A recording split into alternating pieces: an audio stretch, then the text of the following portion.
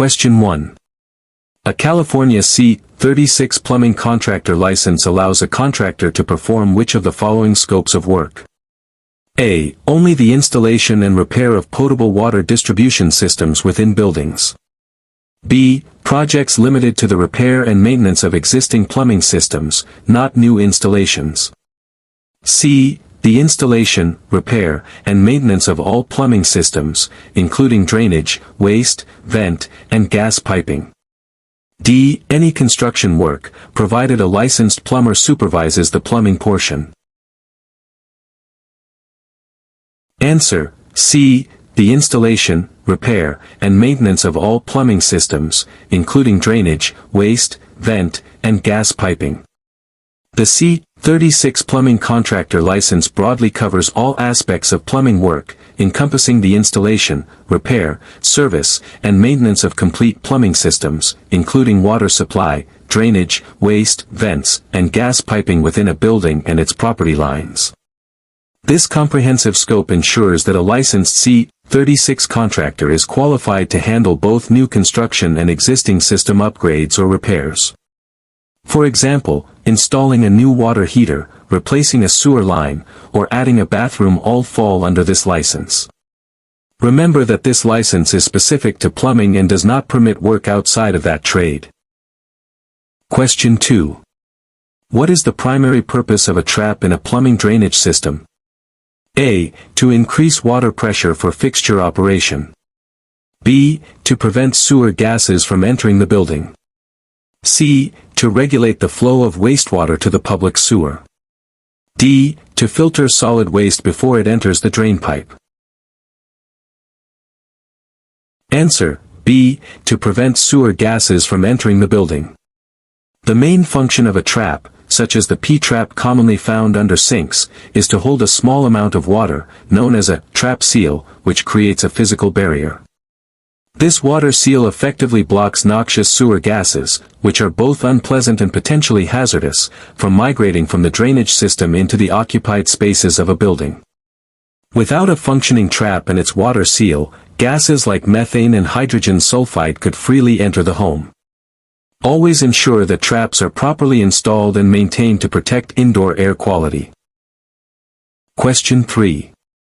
According to plumbing code, what is the minimum required clearance between a gas water heater vent connector and combustible materials? A. 0 inches if double-wall metal pipe is used. B. 1 inch. C. 6 inches. D. 12 inches. Answer: C. 6 inches. The Uniform Plumbing Code, UPC, typically requires a minimum clearance of 6 inches between a single-wall metal vent connector from a gas appliance, such as a water heater, and any combustible materials like wood framing. This clearance is crucial for fire safety, as the vent connector can become very hot during operation. While double-wall B-vent may allow for 1-inch clearance, the question refers to the general requirement, making 6 inches the appropriate minimum for single-wall connectors commonly found in various applications.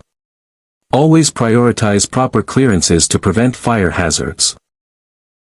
Question 4. Which of the following is considered an essential element of a legally binding contract in California?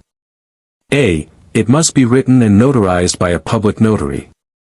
B. It must be approved by the Contractor's State License Board, CSLB. C. It must include an offer, acceptance, and consideration. D. It must be verbally agreed upon in the presence of witnesses. Answer: C. It must include an offer, acceptance, and consideration. For a contract to be legally enforceable in California, it must generally contain 3 fundamental elements: an offer by one party, acceptance of that offer by the other party, and consideration, which means something of value exchanged between the parties, example plumbing services for payment. While some contracts, like those over a certain dollar amount or specific types, must be in writing, these 3 elements are always necessary for formation. For instance, when a plumbing contractor offers to install a new toilet for a set price and the homeowner agrees to pay, consideration is exchanged. Always ensure these 3 components are present in your agreements to avoid future disputes. Question 5. When excavating a trench 5 feet or deeper, what is the primary safety requirement for worker protection in California? A. Workers must wear high-visibility vests at all times. B. A competent person must be present at the job site. C. A protective system, such as shoring, sloping, or shielding, must be used. D. Excavated soil must be stored at least 1 foot from the trench edge. Answer: C. A protective system, such as shoring, sloping, or shielding, must be used. According to Cal/OSHA regulations, any excavation 5 feet or deeper, or any excavation less than 5 feet deep where there is a potential for cave-in, requires a protective system to safeguard workers from trench collapse. These systems include shoring, installing supports to prevent soil movement, sloping, cutting the trench wall at an angle to prevent collapse, or shielding, using trench boxes to protect workers inside. For example, if you are replacing a sewer line in a 6-foot deep trench, you must implement one of these protective measures. Always prioritize worker safety by understanding and implementing proper trenching protocols. Question 6. What is the primary purpose of a backflow prevention device in a water supply system? A. To increase water pressure to fixtures. B. To reduce the amount of water used by appliances. C. To prevent non-potable water or contaminants from entering the potable water supply. D. To filter sediment and debris from the incoming water. Answer: C. To prevent non-potable water or contaminants from entering the potable water supply. A backflow prevention device is crucial for public health and safety, designed to stop the reverse flow of water from a potentially contaminated source into the clean, potable water supply. This cross-connection control is vital, especially when there's a possibility of negative pressure or a higher pressure in a non-potable system. For example, a sprinkler system using reclaimed water or a hose bib left submerged in a bucket of cleaning solution could introduce contaminants into the drinking water without a backflow preventer. Always install these devices where required to protect the community's drinking water. Question 7. Which material is not typically permitted for use as an underground natural gas distribution pipe under a building in California? A. Polyethylene, PE, plastic pipe. B. Schedule 40 black steel pipe. C. Copper tubing. D. Galvanized steel pipe. Answer: D. Galvanized steel pipe. While galvanized steel pipe can be used for interior gas piping in some instances, it is generally not permitted for underground natural gas distribution lines, especially under buildings, due to its susceptibility to corrosion. The zinc coating on galvanized pipe can react with certain soil conditions, leading to degradation and potential gas leaks over time. In contrast, black steel pipe, polyethylene, PE, plastic, and specific types of copper tubing are commonly approved for underground gas applications, provided they meet code requirements and are properly protected. Always refer to local code and utility specifications for approved underground gas piping materials to ensure safety and longevity. Question 8. In a plumbing drainage system, what is the main function of a vent pipe? A. To increase the velocity of wastewater flow. B. To provide an opening for cleaning clogged drains. C. To equalize air pressure in the drainage system and allow traps to maintain their water seal. D. To prevent freezing of the water in drain pipes. Answer: C. To equalize air pressure in the drainage system and allow traps to maintain their water seal. Vent pipes are critical components of a properly functioning drainage system, providing a pathway for air to enter and exit the system, which equalizes the air pressure. This pressure equalization prevents siphoning or backpressure that could otherwise break the water seal in fixture traps, thereby allowing sewer gases to enter the building. For instance, without a vent, flushing a toilet might create a vacuum that pulls the water out of a nearby sink's P-trap. Properly designed and installed venting ensures that traps remain sealed, protecting indoor air quality. Question 9. In California, What is the primary purpose of workers' compensation insurance for a plumbing contractor? A. To protect the contractor from liability for property damage caused by their work. B. To provide wage replacement and medical benefits to employees injured on the job. C. To ensure that the contractor can complete projects even if materials are stolen. D. To cover the costs of legal defense in contract disputes with clients. Answer: B. To provide wage replacement and medical benefits to employees injured on the job. Workers' compensation insurance is mandatory for most employers in California, including plumbing contractors with employees, and its primary purpose is to provide benefits to employees who suffer job-related injuries or illnesses. These benefits typically include medical treatment, temporary or permanent disability payments, and vocational rehabilitation, without the need for the employee to prove fault. For example, if a plumber sprains their ankle while installing a water heater, workers' compensation would cover their medical bills and lost wages. Always maintain valid workers' compensation insurance to protect your employees and comply with state law. Question 10. According to the California Plumbing Code, CPC, what minimum clear floor space is typically required in front of a water closet, toilet? A. 18 inches from the front rim. B. 21 inches from the front rim. C. 24 inches from the front rim. D. 30 inches from the front rim. Answer: B. 21 inches from the front rim. The California Plumbing Code, CPC, specifies minimum clear floor space requirements around plumbing fixtures to ensure accessibility and usability. For a water closet, toilet, a minimum clear space of 21 inches must be provided from the front rim of the toilet to any wall, fixture, or door swing. This clearance allows for comfortable approach and use of the fixture. For example, when designing a small bathroom, you must ensure that there is at least 21 inches of unobstructed space in front of the toilet. Always check fixture clearances to ensure code compliance and user comfort. Question 11. When installing underground plastic water piping, what is a common requirement to prevent damage from future excavation? A. Encasing the pipe in concrete. B. Installing a tracer wire directly above the pipe. C. Painting the pipe a specific color. D. Burying the pipe at least 10 feet deep. Answer: B. Installing a tracer wire directly above the pipe.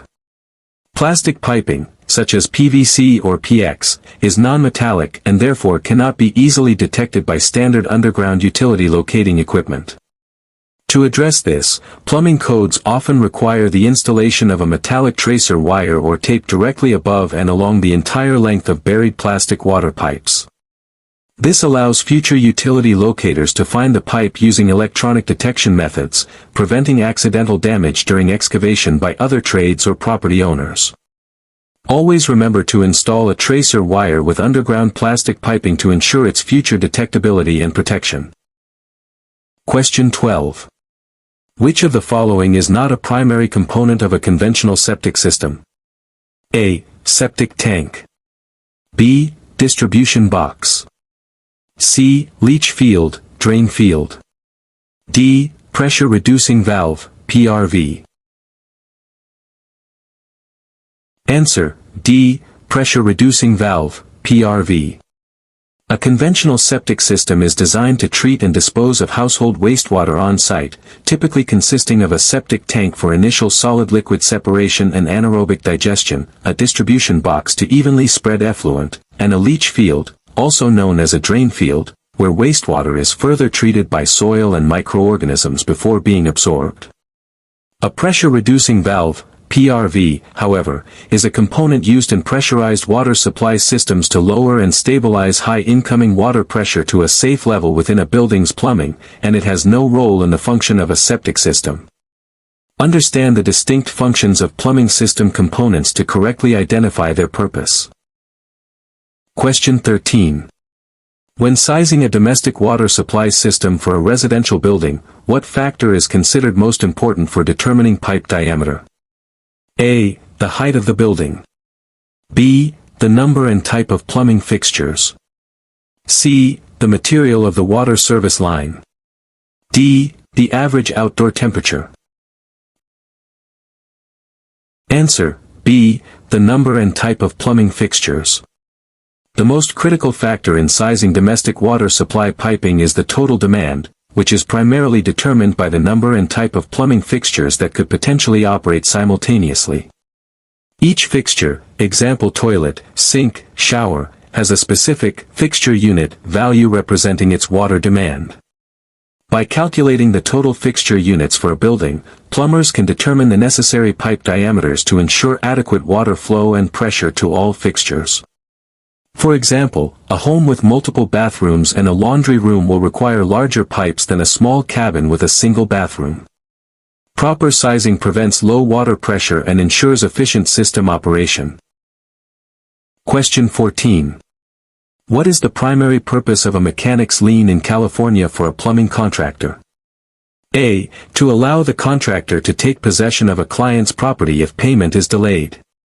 B. To provide a legal claim against real property to secure payment for labor or materials furnished for improvements. C. To penalize clients for changing their minds after signing a contract. D. To obtain a direct payment from the client's lender for services rendered. Answer: B. To provide a legal claim against real property to secure payment for labor or materials furnished for improvements. A mechanic's lien is a powerful legal tool available to plumbing contractors and other trades in California, allowing them to place a claim against a property if they are not paid for the labor, services, or materials they provided to improve that property. This lien essentially attaches to the real estate, providing security for the debt and potentially forcing the sale of the property to satisfy the payment if the homeowner defaults. For instance, if you install a new bathroom and the homeowner refuses to pay, you could file a mechanic's lien against their house. Always be aware of the strict deadlines and procedures for filing a mechanic's lien to protect your right to payment. Question 15. What is the primary hazard associated with working in a confined space, such as a large storm drain or a sewage lift station pit? A. Exposure to excessive noise levels. B. Lack of adequate lighting. C. Presence of hazardous atmospheres, oxygen deficiency, or engulfment hazards. D. Risk of falling objects from overhead. Answer: C. Presence of hazardous atmospheres, oxygen deficiency, or engulfment hazards. Confined spaces are particularly dangerous due to their design, which can lead to limited entry/exit, poor ventilation, and the potential for hazardous conditions. The primary hazards include hazardous atmospheres, example toxic gases, flammable vapors, oxygen deficiency or enrichment, and engulfment hazards, example being buried by materials or drowned by liquids.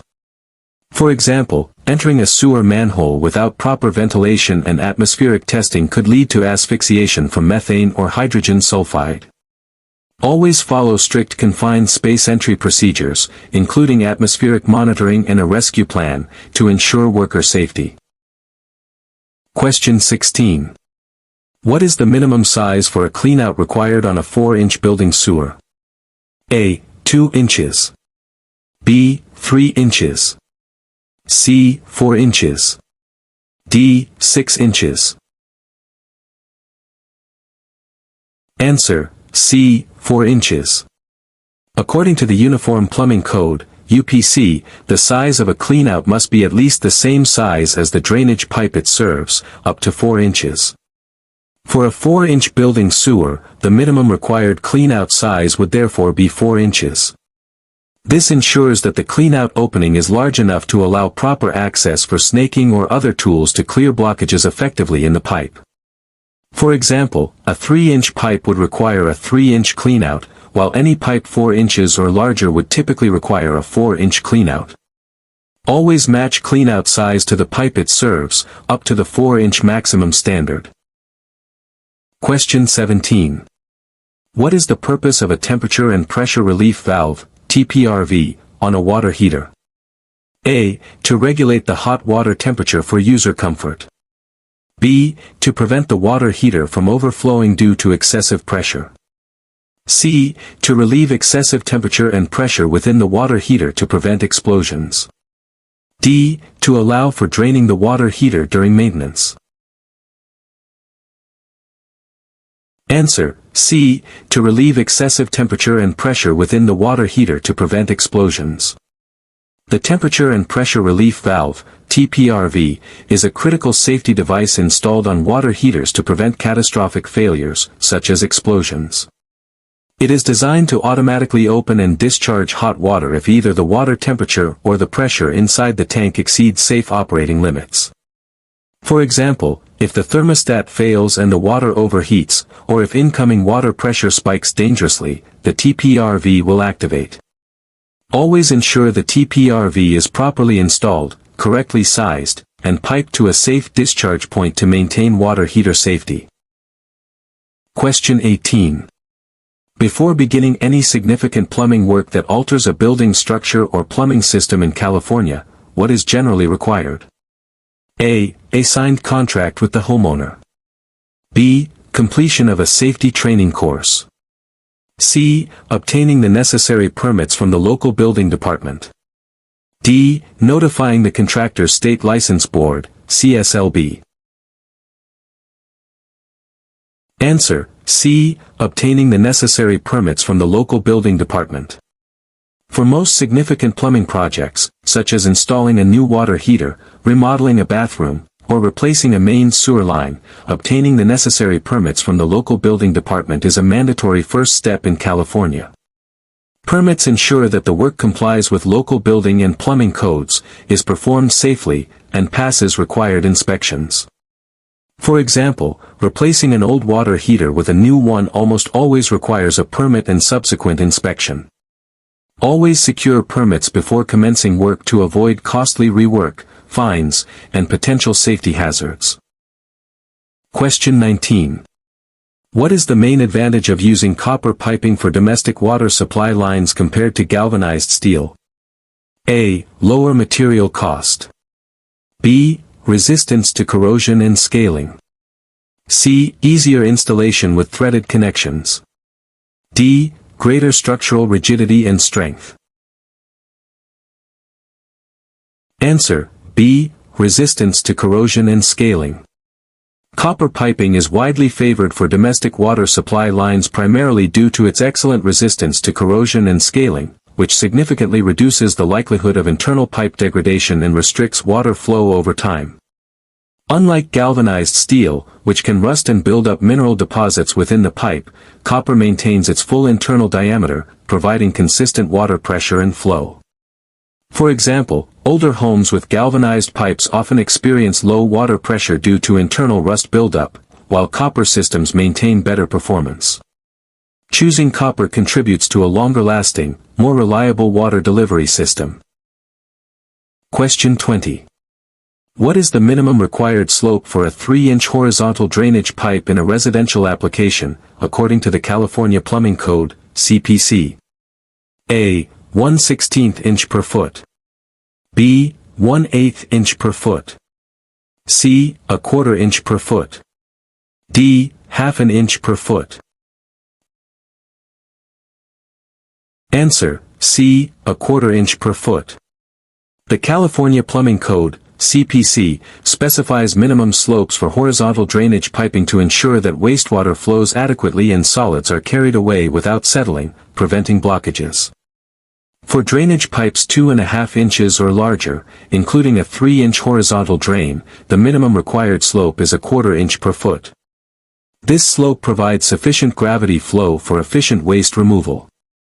For example, a 10-foot section of 3-inch drain pipe would need to drop a total of 2.5 inches from its start to its end. Always adhere to correct pipe slopes to maintain effective drainage and prevent clogs. Question 21. What is the primary purpose of a water softener in a residential plumbing system? A. To remove chlorine and other disinfectants from the water. B. To reduce the mineral content, hardness, in the water. C. To increase the pH balance of the water. D. To filter out sediment and particulate matter. Answer B. To reduce the mineral content, hardness, in the water. The primary function of a water softener is to remove or reduce the presence of hard minerals, specifically calcium and magnesium ions, from the incoming water supply. These minerals cause problems like scale buildup in pipes and appliances, reduced soap lathering, and spots on dishes. A water softener typically uses an ion exchange process to replace these hard minerals with sodium or potassium ions. For instance, if you live in an area with hard water, a softener can prevent scale from forming in your water heater and extend the life of your plumbing fixtures. Installing a softener improves water quality and protects plumbing investments.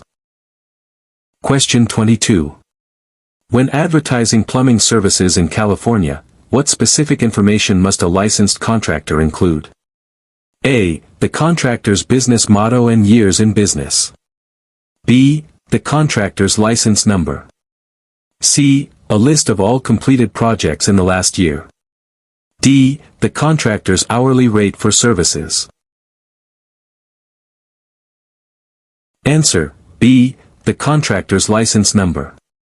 According to the Contractor's State License Board, CSLB, regulations in California, all licensed contractors are legally required to include their Contractor's State License Board, CSLB, license number in all advertisements, including business cards, vehicle signage, websites, and flyers. This requirement helps consumers verify the contractor's license status and ensures accountability within the industry. For example, if you place an ad for your plumbing services in a local newspaper, your C36 license number must be prominently displayed. Always ensure your license number is clearly visible on all your advertising materials to comply with state law and build consumer trust. Question 23. What is the purpose of a storm drainage system in a commercial building? A. To collect and treat sanitary wastewater from fixtures. B. To handle overflow from the building's potable water supply. C. To collect and convey rainwater from roofs and paved areas to a suitable discharge point. D. To regulate the flow of water to fire suppression systems. Answer C. To collect and convey rainwater from roofs and paved areas to a suitable discharge point. A storm drainage system is designed to manage rainwater runoff, preventing it from accumulating on roofs, paved surfaces, and around the building's foundation, which could lead to structural damage or flooding. This system collects precipitation through roof drains, gutters, and catch basins, then transports it via piping to a storm sewer, retention pond, or other approved discharge location. For example, large commercial buildings require extensive storm drain systems to handle significant rainfall volumes quickly and efficiently. Properly functioning storm drainage is essential for maintaining building integrity and preventing water damage. Question 24. What is a cross-connection in a plumbing system? A. A point where two different types of piping materials are joined. B. A physical connection between a potable water supply and a non-potable source or substance. C. A common plumbing error where a drain pipe is connected to a vent pipe. D. A shared water meter for multiple residential units. Answer B. A physical connection between a potable water supply and a non-potable source or substance. A cross-connection is a hazardous link in a plumbing system that allows for the potential mixing of safe, potable, drinkable, water with unsafe, non-potable water or other contaminants. This poses a significant public health risk as backflow could introduce pollutants into the drinking water supply. An example would be a garden hose left submerged in a bucket of dirty water, connected to a hose bib directly supplied by the potable system. Identifying and eliminating cross-connections, often by installing backflow prevention devices, is paramount to maintaining a safe water supply. Question 25. According to plumbing code, when is it permissible to repair a damaged existing drain pipe instead of replacing it? A. Always, as long as the repair does not exceed 10 feet in length. B. Never, all damaged drain pipes must be fully replaced. C. When the repair restores the pipe to its original functionality and integrity without compromising safety or code compliance. D. Only if the pipe is accessible without opening walls or floors. Answer: C. When the repair restores the pipe to its original functionality and integrity without compromising safety or code compliance. Plumbing code generally allows for the repair of damaged drain pipes if the repair method fully restores the pipe to its original structural integrity, prevents leaks, maintains proper flow, and ensures the system remains safe and code compliant. This often involves using approved repair couplings, patches, or relining techniques. For example, a localized crack in a PVC drain pipe might be appropriately repaired with an approved coupling rather than replacing an entire section. However, extensive damage, significant corrosion, or widespread deterioration typically necessitates full replacement to ensure long-term reliability and adherence to code.